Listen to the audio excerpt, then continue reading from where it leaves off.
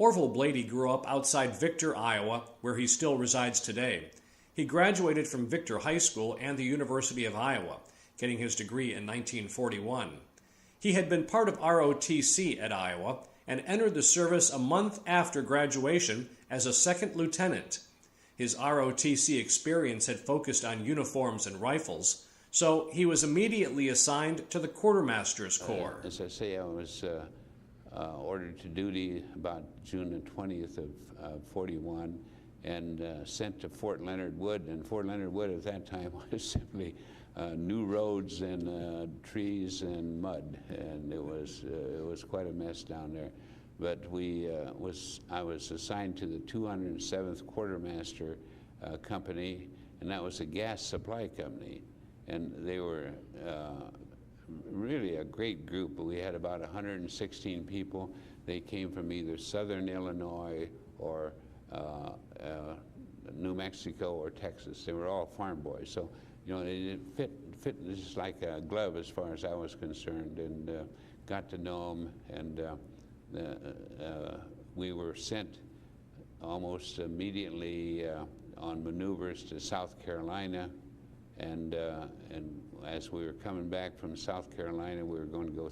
We were passing through Georgia, and I'll never forget at noon why we turned on the radio and Pearl Harbor had been bombed. That was a tremendous day because, you know, you didn't know what was going to happen. You were scared. You wondered what was going to be next. And that night, we camped in the school ground, and the next day, well, as we entered the auditorium that night, they had a basketball game, and everybody stood up. It was such a shock to us because we wondered what was going on.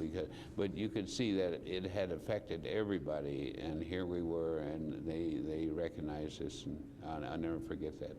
Yeah, we went back to we went back to Fort Leonard Wood, and that was near Christmas, and came back from Christmas vacation, and I went to my room, and here on the bunk was orders for embarkation. So that was in January, and we were to go to Fort Dix, New Jersey, and then go to the port of embarkation, New York City, for overseas duty. And they never would tell us where we're going, but then I had been the second person, the second lieutenant of the company, but the other person was older, and they didn't want to send him overseas, so they sent me, and I was in charge of the company. So we had about 116 people, just great people. I just, you know, I loved them.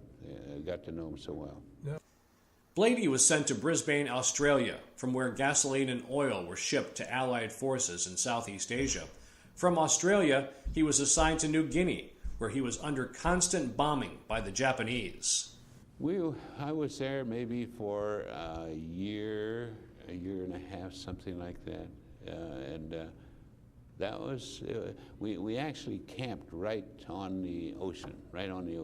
I mean, it was within a couple hundred feet. My tent was within a couple hundred feet, and when you were there, you had to go ahead and have a slit trench right next to your bunk, so that you just roll out of your bunk and onto your sleeping roll right into the slit trench. And the Japs would come in often, a lot of activity. They'd come in about midnight, and you could always tell when the Japs were over.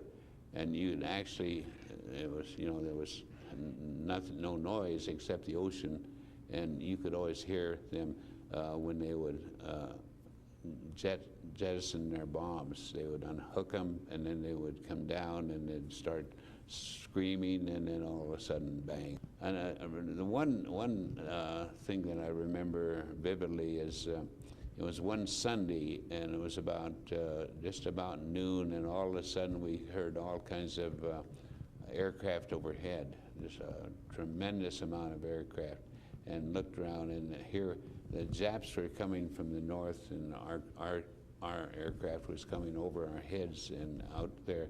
So they had a battle right out in the bay. It was really truly Orville Bay where they were, and I'll never forget it. Just if we could have videotaped that, I'll tell you, it would be something to behold, because they'd have big circles, and one would follow the other one up, and then get right to the top. They'd hit him, and then you'd have smoke, and then you'd fire, and then it would go into a tailspin into the ocean, and then there was a lot of fire too.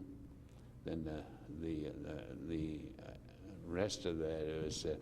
I was given orders to go ahead and to locate a graveyard, and there was no graveyard at all. So I picked out a spot along the ocean, and it was high ground, and we had to then take the bodies that were for the airmen who were killed and who they could retrieve, take them the next day and dig a grave and bury them, and then mark their grave and then report.